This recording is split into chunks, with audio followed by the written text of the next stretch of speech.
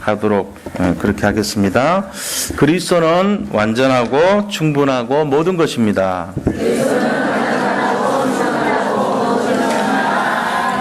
여호와는 나의 목자시니 부족함이 없습니다.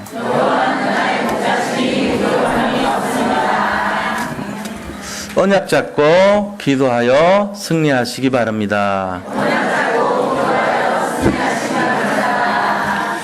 오늘 이 예배를 통해서 여러 가지 힘들고 어려운 상황에 놓여 계시거나 아니면은 절망적인 위기 앞에 있거나 특별히 질병이나 또 경제 문제나 또 가정에 여러 가지 힘든 문제 겪고 계시는 모든 성도님들이 하나님의 능력을 체험하는 그런 축복의 시간이 되시기를 축원드립니다.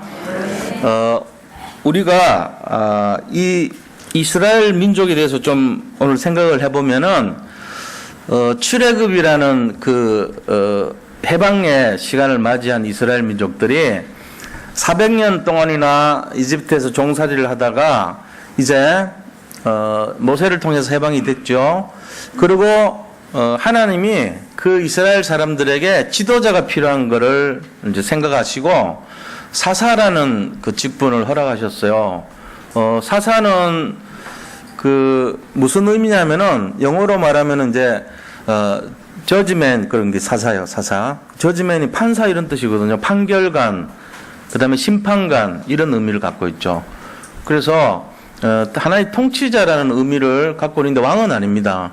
왕 되기 전에 하나의 그 이스라엘 민족을 다스렸던 그런 직분에 있는 사람을 허락하셨던 거예요.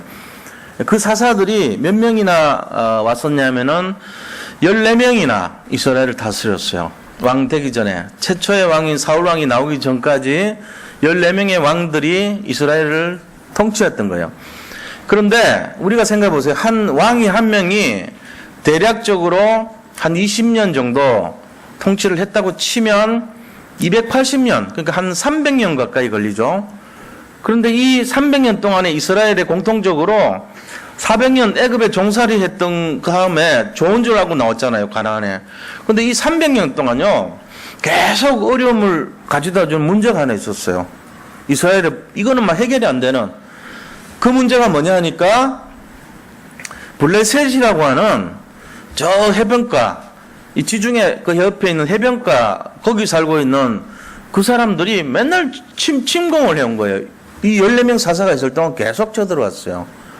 하나님이 애굽에 종살이 했는데 또 좋을까 싶어서 왔는데 여기 또 다른 복병이 기다리고 있는 거예요. 그 블레셋을 영어로 하면은 뭐냐면은 팔레스타인이요.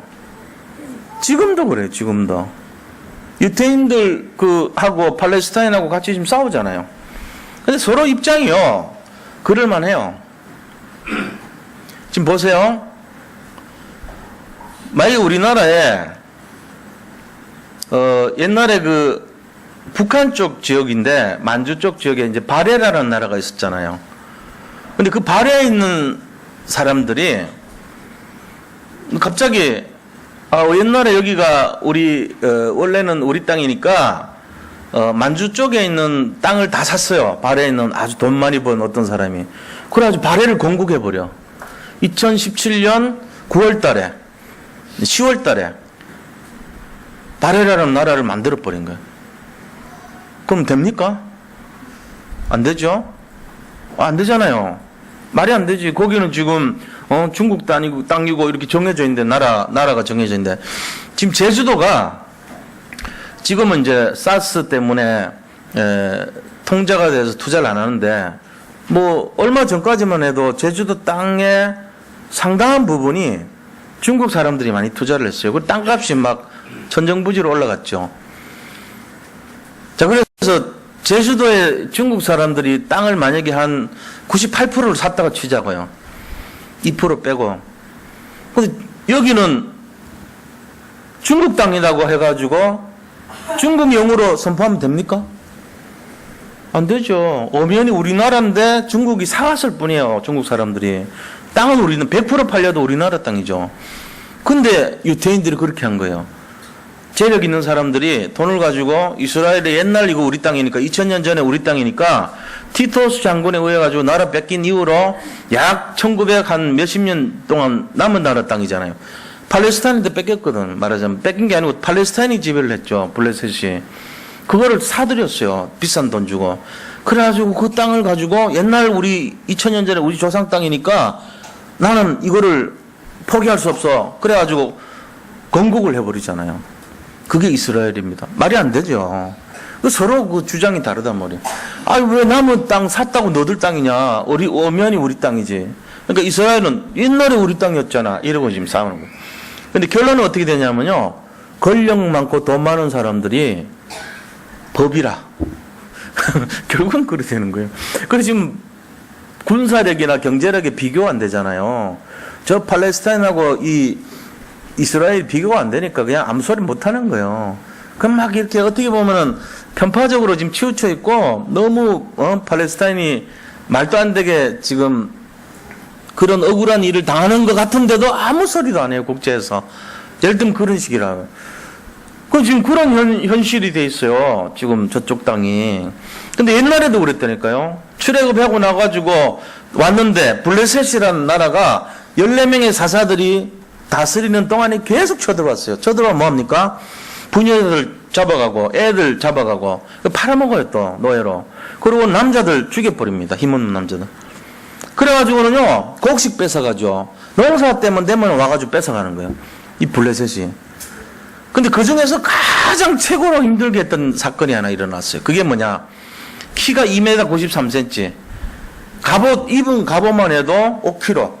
들고 있는 창만 해도 입은 갑옷이 50kg. 5kg 하니까 눈도 깜짝 안 하죠. 50kg. 무겁잖아요. 거기다가 창 하나가 5kg예요. 그 창 끝에 있는 날만 3kg. 이러니까 그것만 한 게 아니고 그 3m짜리가 나와가지고 계속 40일 동안 말하는데 야 한번 붙자. 너들 그 잘 믿는 하나님하고 내가 믿는 우리 다곤신하고 다곤신은 물고기신이거든요. 지중해 바닷가에 있으니까 물고기를 섬겼다면 한번 누가 이긴지 해보자. 자 나라를 한번 가지고 네가 이기면 우리가 물러설 것이고 내가 이기면은 너 포기하고 가. 이렇게 이제 나라를 걸고 싸우자는 거예요. 아무도 안 나갔어요. 아무도 나갈 수가 없지. 그 기골장대한 거에다가 막 무기도 엄청난 거 갖고 있고 갑옷을 완전 무장하니까 기가 질려가지고 안 나갔단 말이에요. 이게 14번 친구와 한 중에 제일 큰 위기였어요. 근데 그때 하나님이 이거를 막을 사람을 하나 준비해놨다고. 그것도 한 고등학교 한 1, 2학년 정도 되는 다윗이라고 하는. 그 다윗을 그때 숨겨놓은 거예요. 그래가지고 갑옷도 무거워서 못 입는다고 나가고 칼도 질질 끌려서 못 갖고 간다고 아무도 안 가져가고 뭐 가져갈래? 하니까 물맷돌 쏘는 새총 하나 갖고 간 거예요. 새총. 물매가 뭐냐면은 이 옛날에 그 무기인데 새총보다는 강력한 무기죠. 이 천조각 있잖아요. 천조각이 길게 쓰면 그 천조각 중간에다가 돌을 넣어요. 이게 자갈 같은 돌을 하나 넣고 맨 끝에는 한쪽은 이렇게 여기 손목에 힘감게 하고 돌립니다. 원식력으로 돌리다가 한쪽은 묶여 있고 손에 묶여 있고 한쪽은 놔버려요. 그럼 어떻게 돼요? 원심력으로 해가지고 튀어나가죠. 돌이. 굉장히 빨리 돌리다가 확 놔버리면요 튀어가는데 그거를 맞히는 군대가 있었어요. 이스라엘에. 물매 병사들이 따로 있을 정도로 굉장한 거 이게. 그럼 어느 정도 강력하냐? 총알보다도 나요. 제대로만 맞추면 죽어요 바로. 그러니까 그 물매 연습을 계속했던 거예요 다윗이. 돌멩이 한 개에 그렇게 큰 3m짜리 하나가 넘어져 버렸죠. 칼도 없었는데 그 골리앗 칼 뽑아가지고 목 잘라가지고 딱 머리 들고 온 거예요. 그 소문이요 이스라엘 전체도 퍼지고요 그 팔레스타인 블레셋 전체도 퍼지고 전 세계에 다 퍼져버렸어요. 다 소문났어. 골리앗 완전히 안 죽었으면 더 망신당할 뻔했어. 그것도 고등학교 1, 2학년 애한테 40일 동안이나 조롱했던 그 사람이 체면 완전히 꾸기게 생겼지. 잘 죽은 거예요. 그 진 몰라 죽어갖고. 살아보세요. 그 어린애한테 넘어져가지고 기절해가지고 응급실 가서 겨우 살아났다. 이 소문 달고 막 맨날 저거 다윗한테 쓰러졌던 애야. 저 손가락 봤지.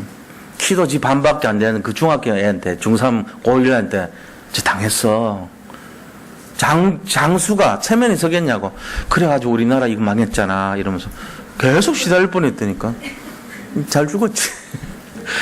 근데 문제는 다윗 인생에 지금부터 고난이 시작되는 거예요. 진짜 어려운 일이 진짜 시작돼요. 왜요? 마치고 자기는 막 이제는 막 큰 출세를 할 줄 그렇게 생각했겠죠. 야, 진짜 하나님 나하고 함께 했으니까 이건 이제 하나님 나를 지켜주겠다 이랬는데 웬걸요? 더 큰 문제가 시작된 거예요. 그 문제는 바로 어떤 문제냐? 죽음에 관련된 문제가 시작된 거예요. 이 사울이 말이죠. 처음에는 막 기분 좋게 막 사위도 삼고 이러는데 나중에 보니까 사람들이 다윗을 너무 칭찬하거든. 특히 막 여자들이요. 사울은 천천히요. 다윗은 만만이라 이러거든. 그러니까 막 시기 질투 때문에 얼굴이 막 불그락불그락 하면서 이 감당이 안 되는 거예요. 그래서 속으로 저 다윗을 죽여야 되겠구나. 나보다 더 인기가 좋네. 저러다가 내 왕자리 탐내는 거 아니야? 막 이렇게 가지고 위기감을 느낀 거예요. 그래가지고 그때 시작한 것이 뭐냐? 마음속에 악령이 들어간 거죠. 말하자면 저거 죽여야 되겠다. 이런 마음이 들면서 군대를 동원해가지고 조직적으로 다윗을 죽이려고 시작합니다. 자, 이때 이런 상황이에요. 죽음이라고 하는 절망적 위기가 다윗에게 오면서 십몇 년 동안 도망다녔어요. 그 어린 다윗이 예를 들어 17살이라 치면은 십몇 년은 아니죠. 일단은 5년 동안 도망다녔어요. 23살 때까지, 22살 6개월 때까지, 왕 될 때까지. 다윗이 나중에 왕이 되잖아. 유대 왕이 됩니다, 먼저. 이스라엘은 아직 안 됐고, 유대 왕 된 나이가 22살 6개월 때 왕 됐어요. 나이 어릴 때 왕 됐다니까요. 거기서 헤브론에서 7년 반 다스렸어요. 그리고 나이 30 됐을 때 북쪽에 있는 장로들이, 말하자면은, 지금으로 말하면은 장관들이 찾아온 거예요. 장관들. 그때는 이 이스라엘이 신권사회니까 장로들이 장관이라 찾아와가지고 우리나 당신이나 같은 민족이니까 이거 나라 맡으세요. 이래가지고 나이 30에 왕이 됐다니까요. 통일왕국이 됐어요. 그래가지고 그때부터 40년 동안 예루살렘에서 통치했던 거예요. 다윗이 이렇게요. 위기 죽이려고 계속 몇 년 동안 쫓아다닐 때 그 죽음 앞에서, 절망적인 위기 앞에서 어떻게 이겼을까요? 비밀이 있을 거 아닙니까? 다윗이 그냥 힘이 세니까 이겼겠지? 아니에요. 다윗 22살짜리 뭘 알겠어요?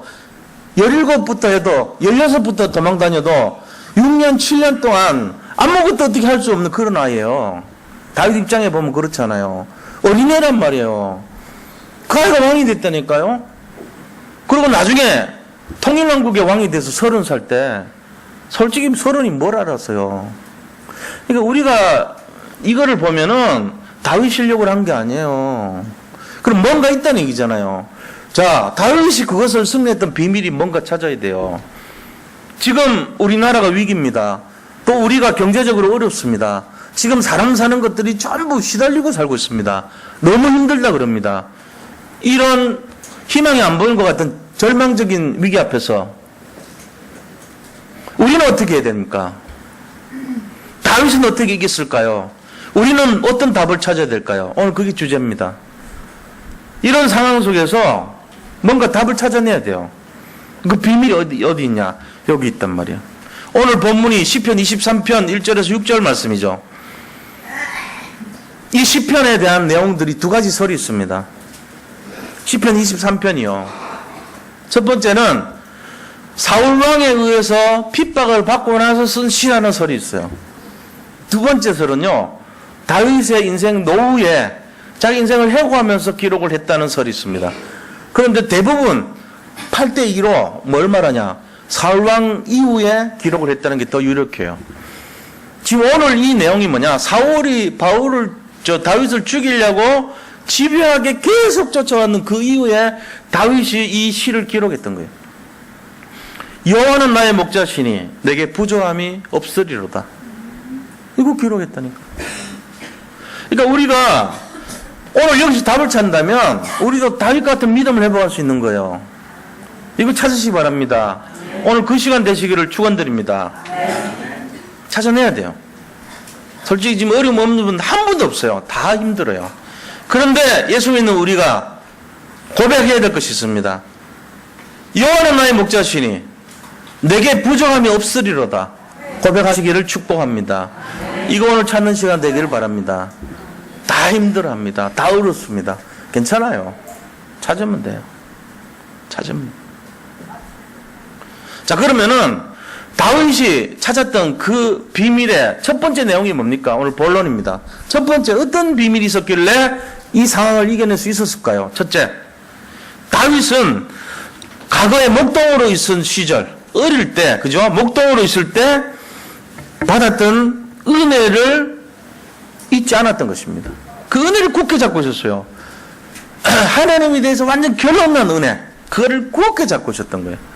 다윗이 목동 시절에 했던 일이 뭐냐? 하나님에 대한 은혜에 대해서 감사하고 찬송하기를 잊지 않았어요. 늘 그거였어요. 하나님을 감사하고 찬송하고 하나님 은혜에 감사하고 찬송하는 것을 계속했단 말이야. 그 증거가 뭐죠? 다윗은요, 항상 하프 연주했잖아요.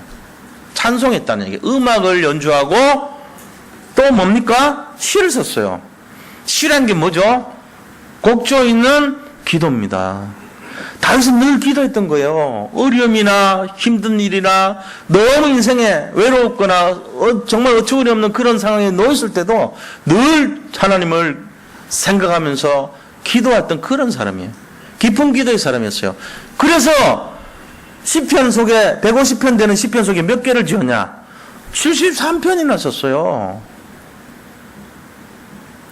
73 종류의 시를 썼다니까요. 이게 굉장한 거 아닙니까? 우리가 만약에 성경 속에 있는 시편 속에 한 편이라도 기록했다면 대단할 건데, 다윗은 73편이라는 긴 어마어마한 양의 방대한 양의 시를 기록을 했다는 사실 아닙니까? 엄청난 거예요, 이게. 그러니까 이런 중심이 있었기 때문에 그는 하나님께 쓰임 받았던 거예요. 하나님 그를 사랑할 수밖에 없죠. 다윗을 하나님 기뻐하고 했던 이유가 바로 목동 시절에 늘 하나님 찬양하고 아침과 낮과 저녁에 하나님 늘 바라봤다는 거예요. 그러면서 시를 썼는데 이런 3편이나 되는 엄청난 양의 시를 기록했다는 얘기입니다. 이게 다윗이 목동 시절에 하나님 앞에 받은 은혜를 놓치지 않았던 내용의 첫 번째예요. 자, 두 번째는 뭘 놓치지 않았냐 하면은 늘 다윗은요, 최고의 목동이 되기를 원했습니다. 그게 중요한 거예요. 우리가 어떤 직업에 있더라도 그 자기에게 주어진 그 상황, 그게 최고란 걸 인정하셔야 돼요. 지금 이 시간 이 자리가 가장 나에게 최선의 자리고 최고의 자리란 걸 믿으시기 바랍니다. 만약에 그거 안 된 사람은 뭐 하는 줄 아세요? 1년에 직업을 12번이나 바꿔요. 조금 했다가 이거 힘들어서 안 돼. 그 다음 바꿔가고 이거는 월급이 짜서 안 돼. 그 다음 또 바꿔가고 이거는 뭐 해서 안 돼. 그 다음에는 이것은 안 돼서 안 돼. 이건 기분 나빠 왠지. 계속 이유도 없어. 무조건 바꿔. 좀 하다 보니까 뭐 해서 안 돼. 뭐 해서 안 돼. 12번 바꾼다니까요. 나중에는 안 할래 그냥 굶어 죽을래. 나중에는 굶어 죽지도 안 할래. 뭐든지 안 해. 할 게 아무것도 없는데. 그런 인생 됩니다. 늘 그래요, 늘 내일을 미루죠. 내일 하지 뭐. 다음에 하지 뭐. 사단이 제일 우리를 꼬는 방법이요. 내일 귀신.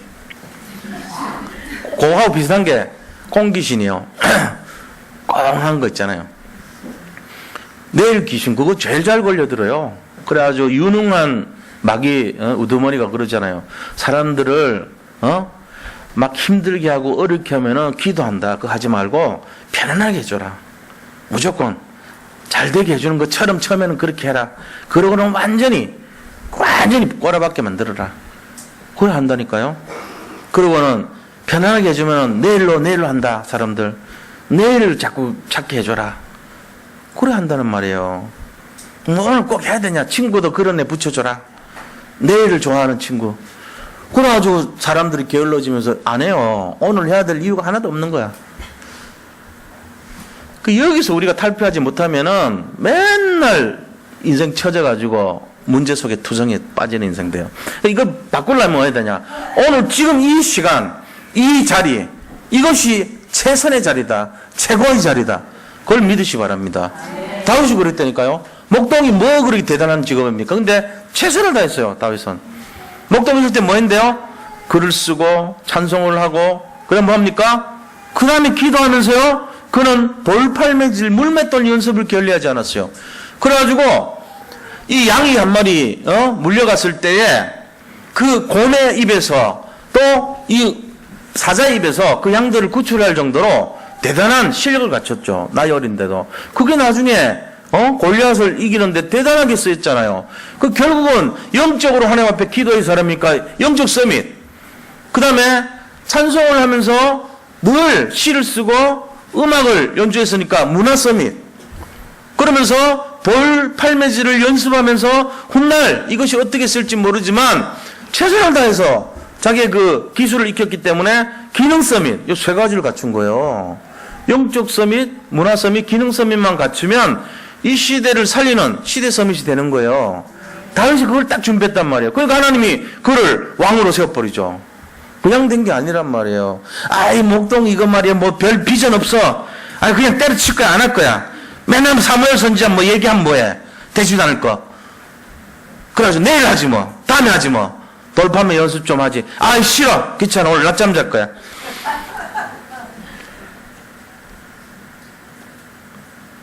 그렇게 하다 보세요. 어떻게 되는지. 결국은요. 인생 자체가요. 그런 응답 받습니다. 자꾸 밀어요. 하나님 응답을. 시편 78편 70절에서 72절 보니까 다윗의 과거 내용이 나오죠. 하나님이 그 다윗을 그 양무리에서 뽑아내서 그죠? 저장 가운데서 그를 뽑아내서 이 하나님 택하신 야곱을 다스리게 하시고 하나님의 택하신 이스라엘을 다스리게 하셨다 그랬어요. 그런데 어떻게 길을 얻냐? 이 다윗을 하나님이 마음의 성실함이라고 그랬잖아요. 마음의 완전함. 요새 성경 보면 마음의 완전함과 손의 공교함이 요즘 성경을 보면 손의 능숙함으로 그를 다스렸다, 길렀다 이래 됐다. 그러니까 마음의 완전하신 것과 손의 능숙함으로 옛날 성경에는 마음의 성실하신가 손의 공교함으로 다윗을 다스렸대요. 그러니까 손으로 하는 걸 잘했다고 다윗이. 그죠? 하프를 연주하고 찬송을 이렇게 손으로 하고 그 다음에 돌팔매질 손으로 하고 하나님을 찬송하고 이렇게 했어요. 마음의 완전함과 손의 공교함으로 손의 능숙함으로 하나님 지었기 때문에 그런 거예요. 이게 지금 다윗이 옛날에 받았던 은혜입니다. 이걸 안 잊었다는 거예요. 아 그래 맞아 내가 옛날에 하나님 찬송했지. 그 첫사랑 안 잊었어요. 그러면서 맞아 내가 과거에 목동할 때 내가 거기에 최고가 되기를 소원했잖아. 그거 안 잊어먹었던 거예요. 그러면서 세 번째 안 잊었던 것이 내가 골리앗하고 싸울 때 이 믿음으로 승리했잖아. 골리앗이 우리 하나님을 모욕했을 때 나는 뭐라 그랬냐? 사무엘상 17장 45절에 보니까요. 너는 칼과 창과 단창으로 무장하였지만 무장하여 나왔지만 나는 네가 모욕하는 그 만군의 여호와 이름으로 나간다 그러면서 딱 이렇게 돌려가지고 팍 쐈는데 이마에 그 갑옷이 전체가 50kg짜리 갑옷에 딱 여기만 보인 거예요.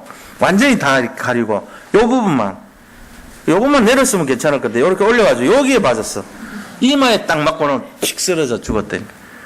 그래서 그 기절했어요. 죽은 것 아니야. 기절했을 때 목을 이렇게 잘랐죠. 이걸 안 잊어먹은 거예요. 다윗이 승리했던 비밀이 뭡니까? 옛날에 하나님과 함께 했던 그거를 굳게 잡고 있었던 거예요. 지금도 함께 할 거 아니냐? 이걸 잡고 있던 거예요. 혹시 여기 계신 분들 어려운 일 당할 때 옛날에 하나님 나를 사랑하고 옛날에 나를 지켜줬던 거 그거 기억하시면서 그걸 잊지 마시기 바랍니다. 그거를 생각하셔야 돼. 하나님은 우리를 보호하시기를 좋아하시고요. 한 번 맺은 약속은요. 한 번도 잊지 않아요. 그걸 굳게 붙드시기 바랍니다. 내가 옛날에는 은혜 받았는데 이제는 은혜가 떨어지니까 하나님 떠났겠구나. 아니에요. 떠나지 않아요. 하나님은 한 번도 우리를 떠난 적이 없어요. 일단 들어오시면 우리를 지키시고 함께 하시고 인도하시고 능력 주시는 분이에요. 절대로 잊으면 안 돼요. 이거. 자, 그래서 다윗이 하는 두 번째 이게 비밀이 중요한데요. 성경에서 말하는 세 가지 중요한 내용을 분명하게 잡고 있었습니다. 성경에서 말하는 세 가지 내용이 있어요. 이거 잊어먹으면 안 됩니다. 다윗은 이걸 알았어요. 첫째가 뭐냐? 첫째가 성경의 최고 약속이 뭐냐? 그리스도입니다. 이 그리스도를 분명히 잡고 있었어요. 그게 뭔 말이냐면요. 성령이 우리 속에 들어와 있다는 거예요. 성령이 내주하는 것을 다윗은 잊지 않았습니다. 아, 성령께서 나하고 함께 하시는구나. 이거를 굳게 잡았던 거예요. 지금도 마찬가지입니다. 아무리 연약해 보이고 성경도 잘 모르고 그다음 기도도 잘 모르고 이런 분 같아도요. 하나님 믿잖아요. 믿으면 믿는 순간에 우리 속에 누가 들어오냐면은 예수님의 영혼인 영인, 예수님의 영혼이 아니고 예수님의 영인 성령이 우리 속에 들어오는 거예요. 또 하나님의 영이기도 해요. 이 영은 하나님의 영인 성령이 우리 속에 들어오시는 겁니다. 그래서 안 나가요. 지금 우리와 함께 하신다니까요. 이거를 굳게 잡고 있었어요. 다윗이. 내 속에 하나님이 함께 하는 거 아니냐, 이걸 잡고 있었어요. 자, 그러면은 두 번째 뭘 알고 있냐면은 성경에 말하는 두 번째 내용이 하나님은 나의 목자시니 내게 부족함이 없다는 것을 분명히 잡고 있었습니다. 그 성령이 나를 이끌어 가신다는 거예요. 성령이 인도하신다니까요. 내 인생을 성령께서 이끌어 가시는 거예요. 성령이 우리 속에 들어오고 나서부터 우리를 인도하시는 분이 하나님이시라는 것을 잡고 있었습니다. 다윗은 이걸 놓치지 않았던 거예요. 내가 사망의 음침한 골짜기를 다닐지라도 해를 두려워하지 않을 것은 주께서 나와 함께 하심이라. 이걸 잡고 있었어요. 그래서 함께 하신다. 그래서 주의 지팡이와 막대기가, 지호의 지팡이와 막대기가 나를 안위하시나이다. 나를 보디가드처럼 가드해 준다는 거예요. 지켜준다는 거예요. 이게 다윗 마음속에 있었어요. 세 번째 성경 속에 말하는 내용이 뭐냐면요. 이 그리스도 안에 있으면 어떤 상황 속에서도 영적인 힘을 얻는다는 사실을 알고 있었습니다. 이게 성령의 역사입니다. 우리가 늘 말로는 성령 내주, 성령 인도, 성령 역사 이렇게 하는데 실제적인 상황 속에서 이게 돼야 돼요. 실제적인 어려움 속에서 이게 적용되시기를 축복합니다. 우리 속에 성령이 들어와 있습니다. 여기 계신 분들 100%입니다. 한 분도 예외 없이 성령이 들어와 있어요. 근데 그 성령이 우리 인생을 이끌어가고 계신 거예요. 그리고 우리가 조금이라도 도와달라고 기도하면 보이지 않는 성령께서 모든 힘을 동원해서 우리를 도와주신다는 내용입니다. 이게 세 가지 내용이에요. 그래서 요셉이 그랬잖아요. 요셉이 아무런 희망도 없는 감옥에 갔어요. 그것도 아주 더러운 누명을 쓰고요. 그런데 요셉 속에는 뭐가 들어와 있죠? 하나님을 믿는 믿음이 들어와 있었어요. 임만을 하고 있었어요. 하나님이 요셉과 함께 하시며 그랬거든요. 그가 형통한 자가 되는 거예요. 그러면서 그 인생을 이끌어갔어요. 그래서 간수를 만나고 간수장을 만나서 간수장이 도와주게 하고 은혜를 받고 그 다음에 거기 있는 술 맡은 가는장, 떡 맡은 가는장을 만나게 해서 그들이 꿈풀이대로 됐고 그 다음에 바론을 만나고 바론 신하들을 만나서 그 다음에 이들이 감동을 해갖고 국무총리가 됩니다. 하나님께서는 항상 우리에게 최고를 주시기로 작정하고 계신 줄 믿으시기 바랍니다. 결국은 뭐 하죠? 그 하나님 계획대로 성령이 역사해버린 거예요. 그 시간표는요, 아주 아슬아슬하게, 기가 막히게. 다윗도 마찬가지입니다. 다윗 인생 30살 될 때까지 훈련시켰던 거거든요. 알고 보면은. 이제 때가 참에 다윗이 30살 될 때 왕이 됐습니다. 그 이후로 40년 동안 통치했는데 이런 왕이 없었을 정도로 대단한 역사가 일어나는 거예요. 우리가 지금 있는 현장, 그게 최고의 장소인 것을 믿으시기 바랍니다. 그래서 최선의 기도를 하셔야 돼요. 최고가 될 수 있도록. 뭘 하든지 관계없어요. 정말로 자기가 맡은 그 일의 최고가 되면요, 어떤 일이 일어나더라도 최고가 될 수 있어요. IMF 때 얘기입니다. 어떤 분이 이 직장을 다니다가 해고가 됐어요. 갈 데가 없습니다. 그러니까 어떡합니까, 이 사람이. 갈 데 없으니까 직업 이제 아침마다 가서 이 일하는데 시장이 있어요. 새벽 시장이라고. 거기 나가지고 이제 기다리는 거예요. 나를 좀 데려가서 써달라고. 그런데 뭐 이분이 뭐 뚜렷한 기술이 있는 게 아니에요. 그냥 직장생활 하던 평범한 사람이란 말이에요. 그런데도 불구하고 이분이 가가지고 너무나 성실하게 일을 했어요. 있잖아요. 뭐 벽을 바르고 뭘 칠하고 그다음 무슨 처리를 하고 뭐 여러 가지 일이 있을 거 아니에요. 또 주방에서 일하는 것도 있고 그런 식으로 다 쓰거든요. 그랬는데 일하는 거 보니까 굉장히 잘해요. 성실해요. 그래가지고 그 주인이 당신은 이제 그렇게 매일매일 오늘은 여기로 갔다가 내일은 저기로 갔다 그거 하지 말고 우리 직장에 여기 와서 계속 와라. 계속 다녀라. 내가 계속 줄게. 이래가지고는 이제 직원이 된 거예요. 한 번 너무 성실하게 딱 잘하니까 자기 맡은 일이 최고가 됐잖아요. 그게 한 번 본 거예요. 중심을. 그래가지고 그 다음부터 어떻게 되냐. 돈을 많이 모았죠. 돈을 많이 모아가지고 이분이 이 대구에서 있었던 일이에요. 실제로. 그래가지고 그 포장마차를 하나 했다니까요. 포장마차 했는데 뭐라고 적어놨냐면은 이 세계에서 가장 맛있는 호떡집 이래가지고 적어놨다고. 호떡집을 한 거예요. 그러고는 자기는 여기다가 부사장 이렇게 적고 자기 부인은 사장 이렇게 적어가지고 옷을 좋은 걸 입고 거기서 이렇게 한 거예요. 그러고는 뭐라고 적었냐면은 여기 단 한 개도 배달 가능합니다. 단 한 개도 카드 가능합니다. 카드 결제 가능합니다. 적었어요. 진짜 500원짜리 사고 카드 결제하는 사람 카드 결제해줬어. 그리고 대구에서 대전까지 멀잖아요.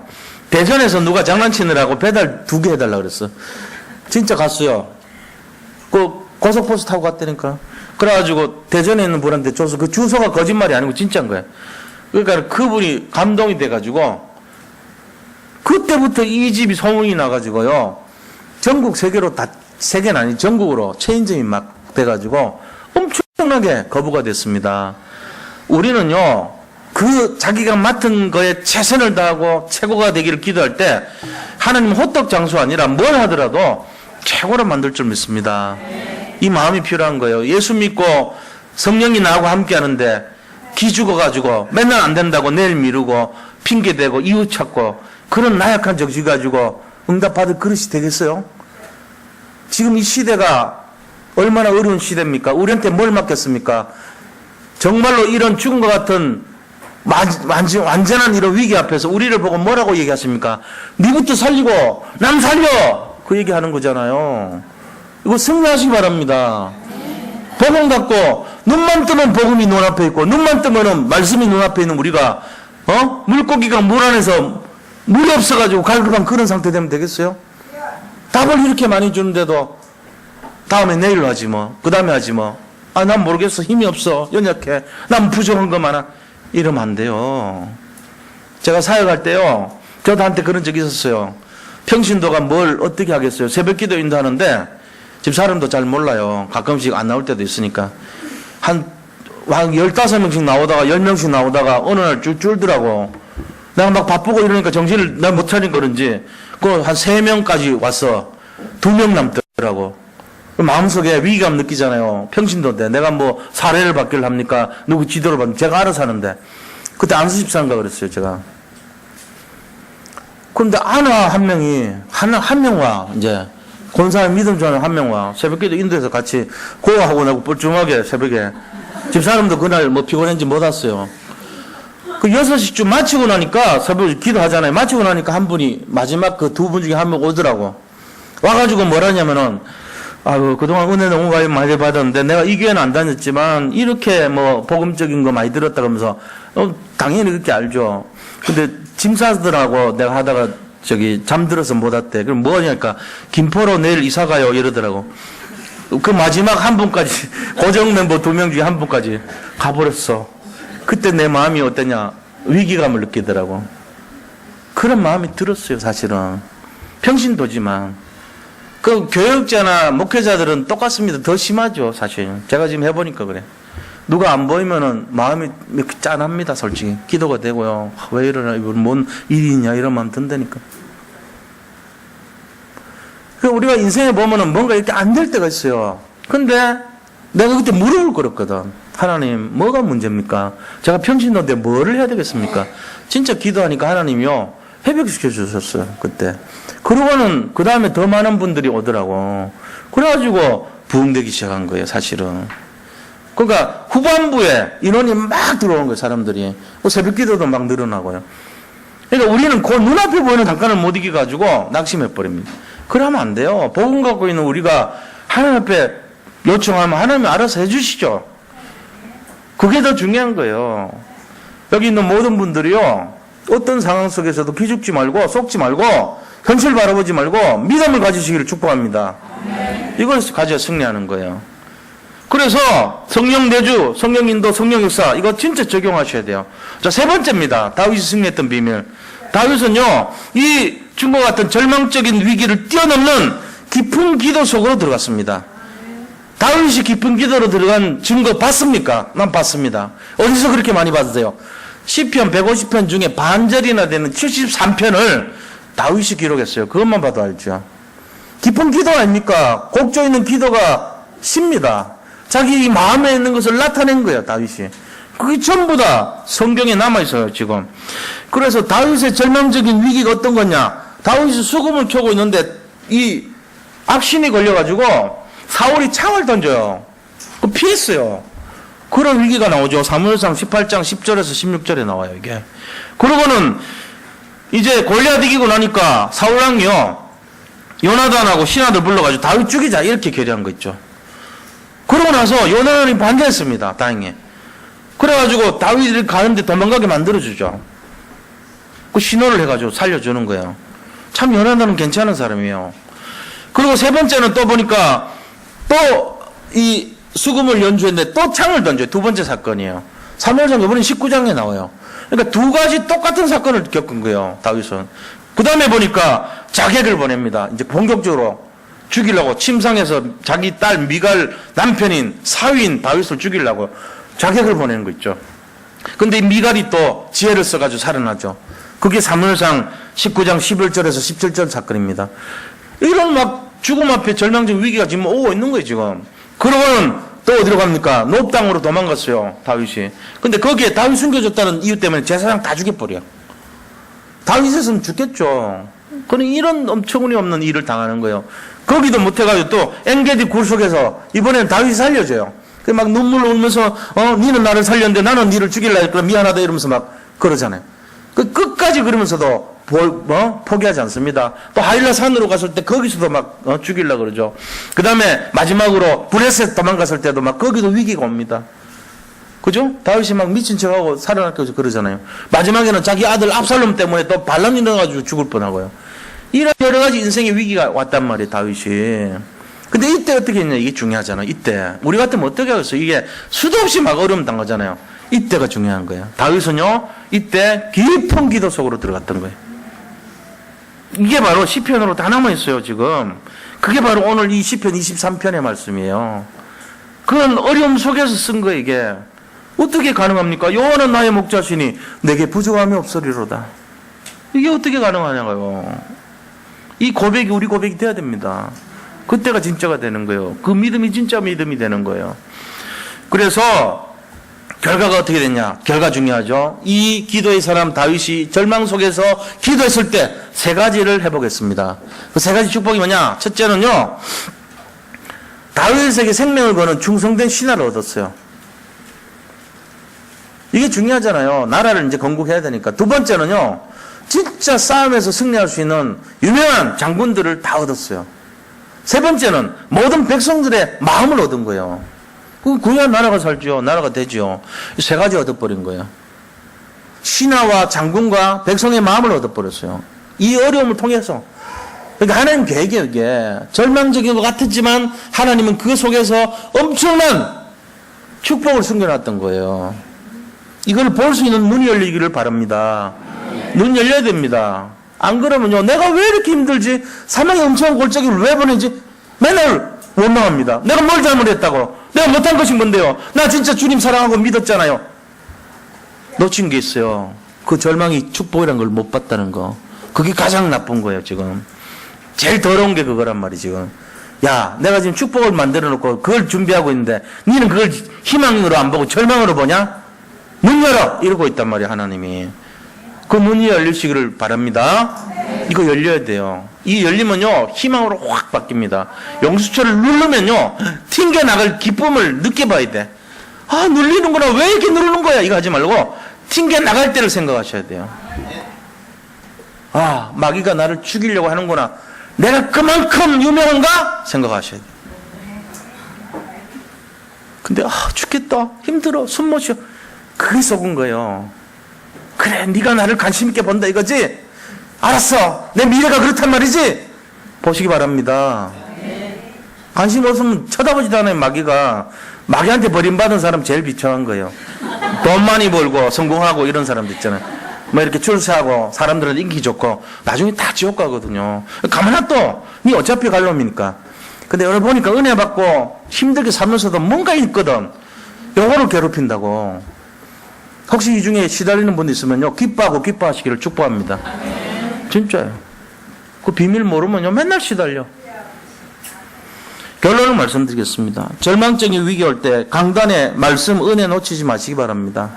두 번째는요, 성경이 말하고 있는 성령 내주인도 역사의 내용을 분명히 잡으시기를 축복합니다. 적용하셔야 돼요. 세 번째는요, 절망적 위기를 뛰어넘을 수 있는 깊은 기도 속으로 들어가셔야 됩니다. 그래서 이번 주 미션이 뭐냐? 시편 23편 암송하기예요. 암송하기. 뭐 이거 내가 알고 있는데 하는 사람 다시 암송하셔야 돼요. 저도 어젯밤에 계속 암송했어요. 뭐 옛날에 암송했는데 또 잊어먹었어. 여근의 내주네. 여근의 내주네가 뭐죠? 앞에 있는 이니셜이에요. 여호와는 나의, 그가 나를, 내 영혼을, 내가 사망의 염자, 주께서 내 평생에 여근의 내주네. 여근의 내주네. 그거는 기억하시고 나머지 채우시기 바랍니다. 한 주간.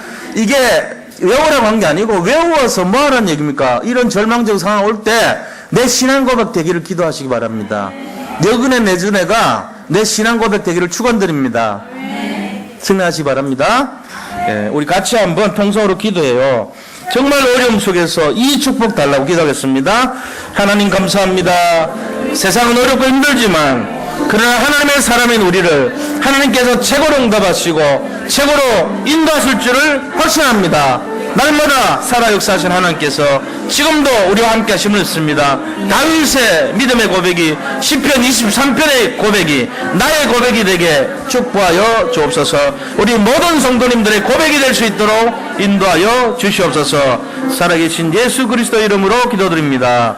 아멘.